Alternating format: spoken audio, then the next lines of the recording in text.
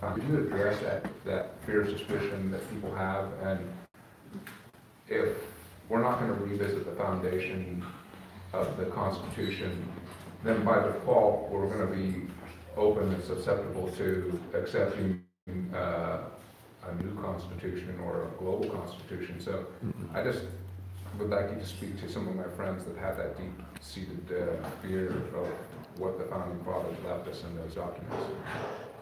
Well, I almost just did a while ago. When you have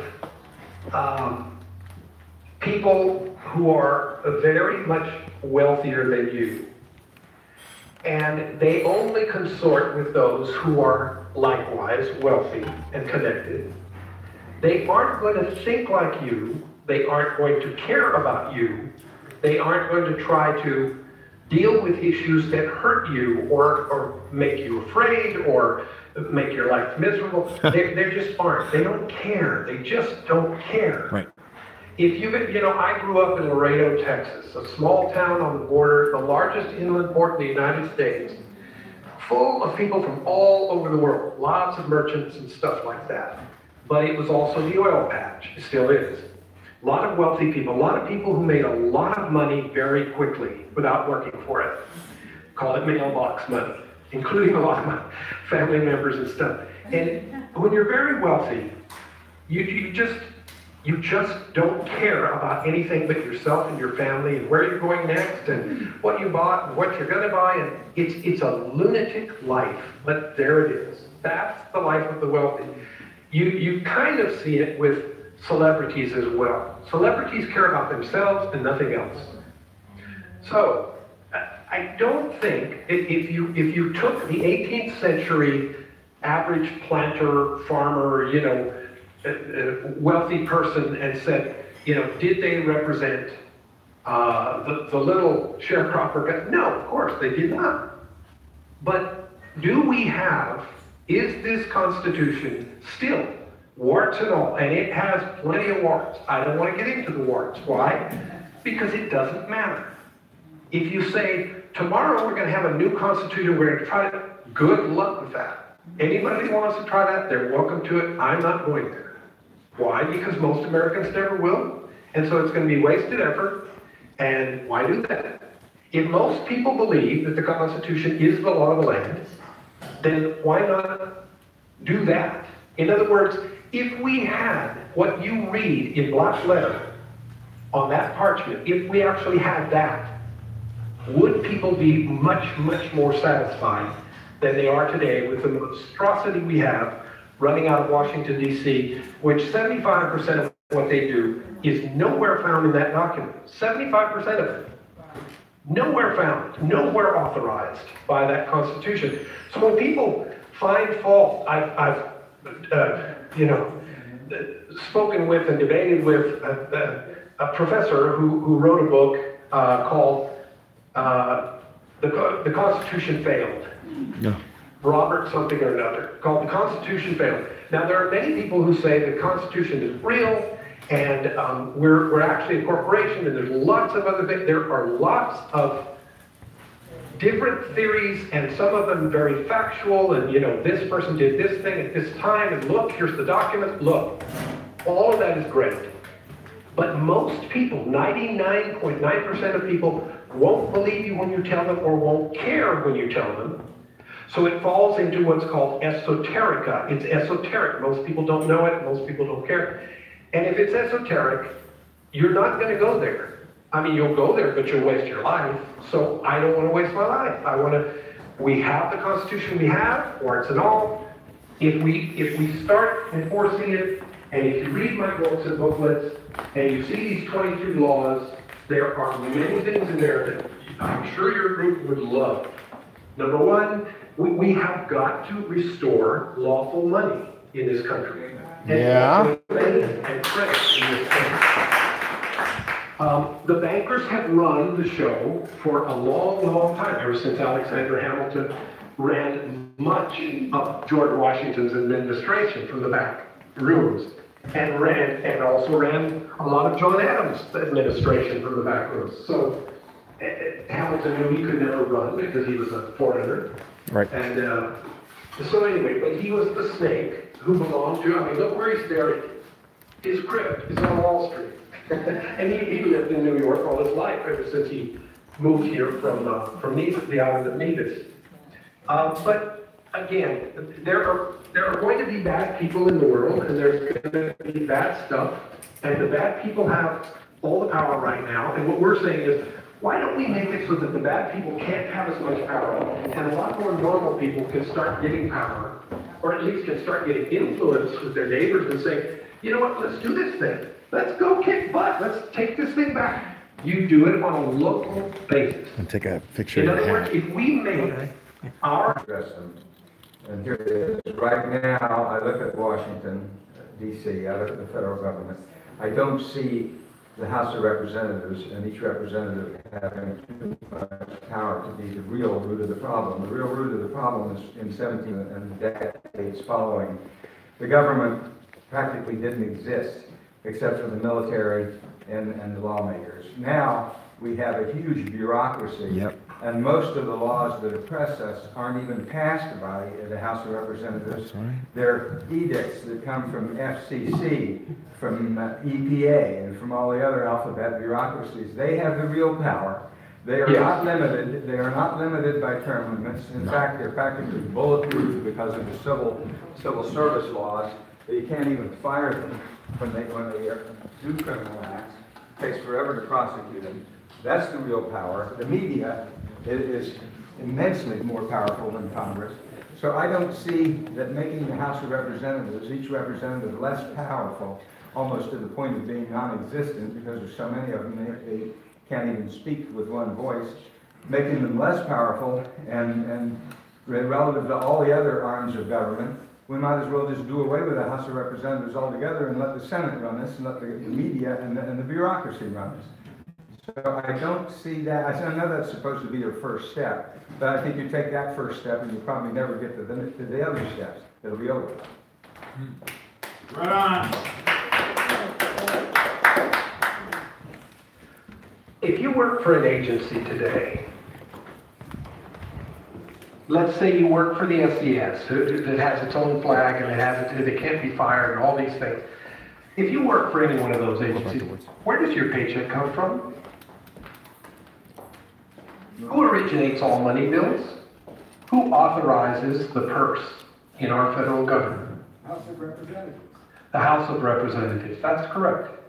If the House of Representatives 2 years from now was made up of 6,000 much more normal American people, grandparents, parents, yeomen, craftsmen, business owners, farmers, ranchers, whatever, normal people.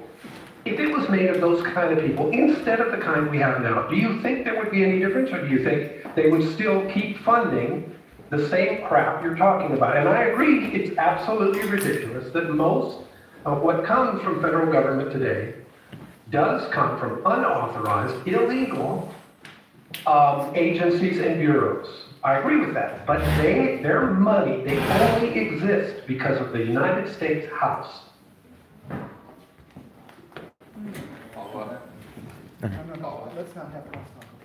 All right, so now it's my turn. Okay, Just so hold the headset and talk into that okay, mic. perfect. All right, hey David, this is Arthur. Thanks for speaking with us tonight. I'm just going to make two statements and then I'll have two questions.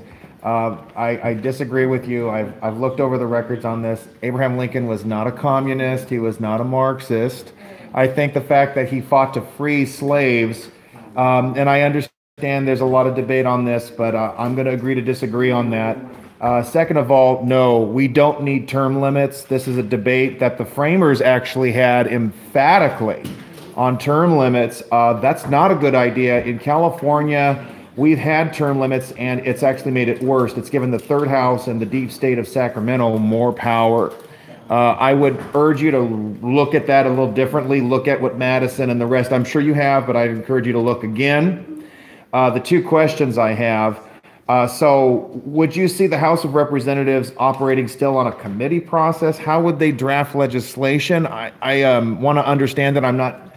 And the other question is, I know you didn't want to get into it, but I'd like to know your thoughts briefly on how we deal with this rogue judiciary. The road judiciary, if you read Article 3, Section 2, Clause 2, you see that and let me answer that last one first, and then I'll try to remember the others, or you can prompt me and remind me. Article 3, Section 2, Clause 2, we authorize Congress in that section to, with respect to the Supreme Court now, so it's doubly, triply applies to the lesser court, to their own courts, okay? But in Article 3, Section 2, Clause 2, we say that in all other cases before mentioned, the Supreme Court shall have appellate jurisdiction both as to law and fact with such exceptions and under such regulations as the Congress shall make. Now what that means is Phyllis Schlafly wrote a book about just that segment. The book is called The Supremacists, The Tyranny of Judges and How to Stop It.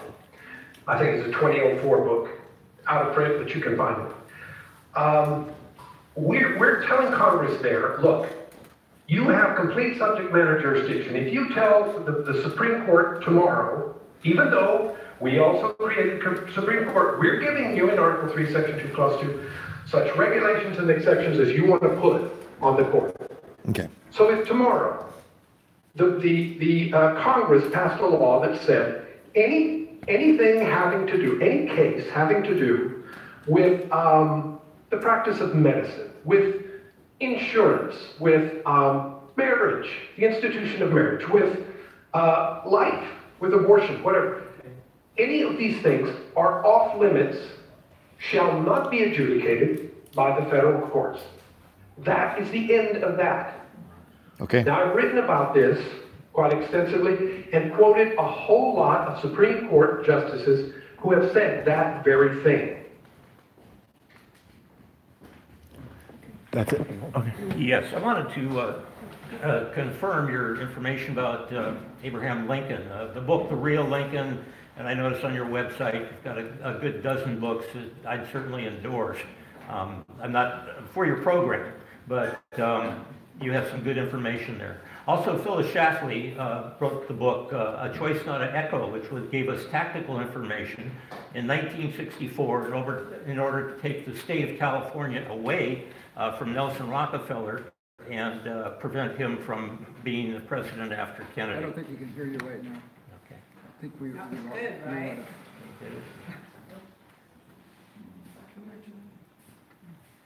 Yeah, if you can hear me, I don't think you can. I think we've lost our connection. It's coming. It'll come back in a minute.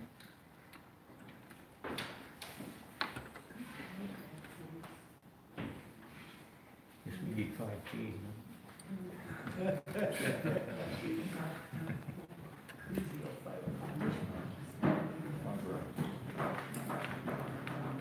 See, I'm not on that. Says we're connected. David, can you hear us? Law abiding, farmers, can you hear me? Yeah, we can hear you now. Hello? Yeah, hello. Yeah, I was thinking presentation. I know some of the generals came from Europe, and that the real Lincoln exposes a lot of the criminalization of his war actions. On our blog, we have an article called Lincoln, America's Hijacker, and I give you 6 books that lay out the case against Lincoln, and one website that is the, I forget what it's called, International Communist Association or something like that, International Communist Society, that talks about the friendship between Lincoln and Martin. I don't want to argue about that. I just want to show you that there are many books out there now that are starting to show, I don't care about Lincoln the man. I don't care. It doesn't matter. It's fine. If he was an angel, that's fine. He wasn't, but that's okay. I care about what happened. If men were angels, we wouldn't need government in the first place. In time-adjusted population terms, it would be, that war of 4 years duration, would be like having today 7.3 million Americans kill one another within 4 years and destroy 50% of all the property in America in 4 years' time. Can you imagine that happening? No, I It think it's did. too much. It happened. Yeah. I do. And when that happened, and the 12 years after that, during so-called Reconstruction, the federal monster became the monster that it is today. There's all kinds of books about this. There's all kinds of data that show you what happened in those years and how we changed as a people. We changed as a people. Why? Because now there was a full-time standing army, which was anathema to the founding fathers. It is called, if you read Article 1, Section 8, clauses 12 and following to 16, Okay. you see that if you're going to have an army at all, it can only be together for 2 years. Congress can only give it money for 2 years at a time. And the only thing that can be full-time is a Navy. So anyway, when you had this monstrous army and you had the equivalent of almost 7.5 million people killing one another in 4 years, something very fundamental happened to the American psyche. We have never gotten over that. That war, I call it the war to enslave the states, that war changed us as a people. It trained us to say, oh no, here comes the government. We better hide, we better run. Mm-hmm. Hi, David. My name is Georgia, and I just wanted to say that I don't think the founders ever envisioned 330 million or 320 million people in this country. We were never intended to be the landfill for the entire world. Now, to me, our critical problem is at our borders. If we don't stop the influx into this country, conservatism is going to go away. We will be so outvoted, it won't matter who's in Washington and what they do. We are losing our rights to third world people. To me, that is the issue here. Well, I agree with you, and of course you're feeling it a lot more in California because you all, your government is begging them to come in, which is absolutely absurd. But I grew up in Laredo, Texas, like I said, and since I'm a Texan, and since I know Texas history, or some of it, I realized that this place was Spain for an awfully long time, and then it was Mexico. It was actually France for a little while. It was part of the CSA, the South, and it was even part of, it was even its own republic for a while. That's right. But we've always had a bunch of Mexicans here. We just have. A lot of Mexicans lived here and were here. So they fit in better here, but I'll say this. The average Mexican that comes over now comes over to take. That's all they do is take. They don't build a ranch or, break horses or do the vaquero things or all the things they did in early years. Now they come here because they're coming from poverty and they come to get all the good stuff the Americans have. And that's all they're here for. It's like a locust infestation, and I agree with you, it's very, very serious. Okay, David, well, thank you so much. We're going to go to a discussion now, and that was a wonderful presentation. We're so Well, thank you for having me.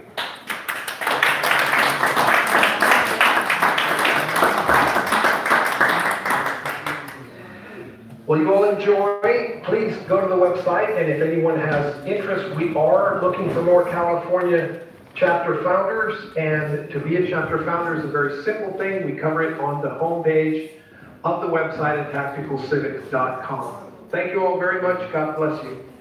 God bless you. Thank you so much.